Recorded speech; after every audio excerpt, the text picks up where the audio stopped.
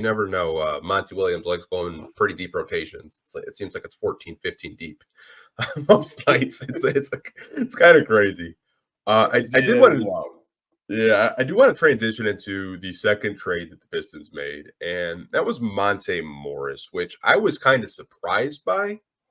If I'm being 100% honest with you, they obviously trade Monte for Shake Milton, Troy Brown Jr., and a 2030 second round pick. So if that 2030 round second round pick is listening, I think you were in sixth grade right now. So, hey, man, who knows if we'll even keep that pick? But hey, you never know where Minnesota is going to be up in 2030 in 6 years. But initially, what did you think of this trade? Do you think that they got fair value for a Monte Morris? Based off of the 6-game sample size that we saw from him, I would say yeah. If I think that if he would have been healthier and he would have been able to play those first 43 games, I think he probably would. I think not only would the Pistons record have been a lot bit differently, but I don't think that he would have been traded at all. They would have tried to keep him long term. But I mean, the fact that it just did not work out the way they wanted to, and to be fair to him, we brought you home to be a part of something special that we're building, and we weren't able to fulfill that. Let's just go ahead and still address some areas that we need while putting you in a better position. I think it was a fair deal to everybody all around. I mean, Shake Milton and Troy Brown may feel a little bit differently, as but for Monte, the Pistons and the Timberwolves, I think it was a solid deal. I think it's just jarring because he was a Flint native, former Michigan Mr. Basketball. It was such a great story about him returning home. He was going to be this guy to be expect to serve backup point guard. I know I jumbled that, but he was supposed to serve as the backup to Cade Cunningham, and it just didn't happen. And now that he's finally healthy, he didn't even really get a chance to get his legs up under him, and boom, he's on another team. So I think it was just more so that shocking how quickly the trigger got pulled on him here after 6 games. But at the end of the day, the NBA is a business, and right now he you could see that it was a little bit different with him being out there as opposed to Killian. Having said that, it still didn't look like Morris was at his full normal self. So I get the move. I do. Because also too, what this does is this also frees up more time for Marcus Sasser, who has earned it. He's definitely earned it. He's earned his sink or swim moment. So I think it was I don't want to say whether it was a good or bad trade. It's an understandable trade. Yeah, I wasn't surprised. I think I had texted you earlier in the week. I said I heard Monte to Minnesota is probably going to happen. And you kind of have to look at the organization and who's a part of that front office. And it's Tim Connolly who drafted Monte Morris when he was in Denver. And he wanted him last year, if I'm not mistaken. He did.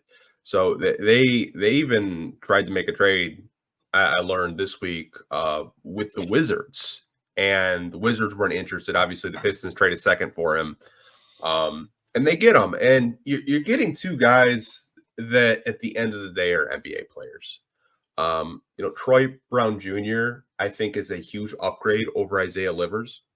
And he's only 24 years old too. I mean, he's still fairly young. Which is with his experience, that's crazy. Yeah, he had a quote yesterday, and I know Amari posted it after the game, and he was like telling Cade, like, they know you're gonna shoot when you go off 1 foot. He's like, go off 2 feet and just follow bait him. And it's crazy to me that he said that because he's only 24 and he's only 2 years older, but he's already a vet in the locker room, which I think adds value. I liked him out there. He looked like the defense looked a lot better with him out there. And I think the Pistons wanted this to get a look at him. Like, if they like him, cool, they can re-sign him. If not, like, they can get rid of him. I think he's those 3-and-D wings that I think a lot of Pistons fans were hammering for this summer. And you got a guy that, possibly could be that for the team. Maybe he's a starter, maybe he's off the bench. You never know. And Shake Milton, I think, backup point guard. In case of emergency, or Monte was playing him as the second backup behind Cade. He's a guy that I was really high coming out of college. Like, he could shoot the shit out of the ball. And I don't know what happened when he went to Minnesota. They basically told him, like, shoot the ball, you're going to the bench. Like, I don't know what happened there. Yeah, he has some solid time in Philly. I think he was I think at one point he was, I don't want to say in the top 5 or something like that, but he was recognized as one of the better 6 men of the year of the league.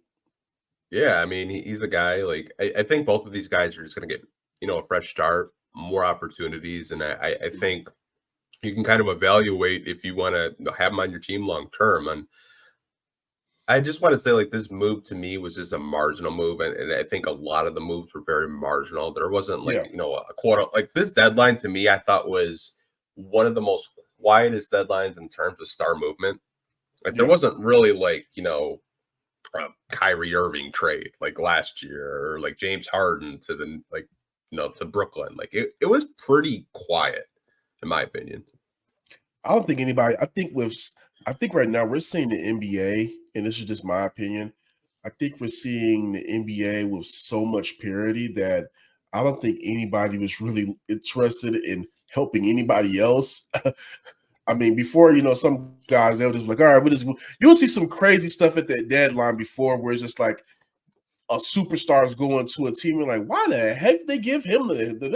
They didn't get nothing out of the deal. This year, it just kind of seemed like everybody, like you said, they made marginal small moves to increase, make their team a little bit better or add more depth for a playoff run. But it didn't seem like anybody was just in the business of helping anybody out. Like, normally you would hear something about the Lakers trying to make some miraculous trade happen. Nobody was interested in helping the Lakers out. I mean, you heard rumblings about what Phoenix wanted to do and who they wanted to get in. Mm-hmm. Nobody was interested in helping Phoenix out. So it was an interesting deadline for sure.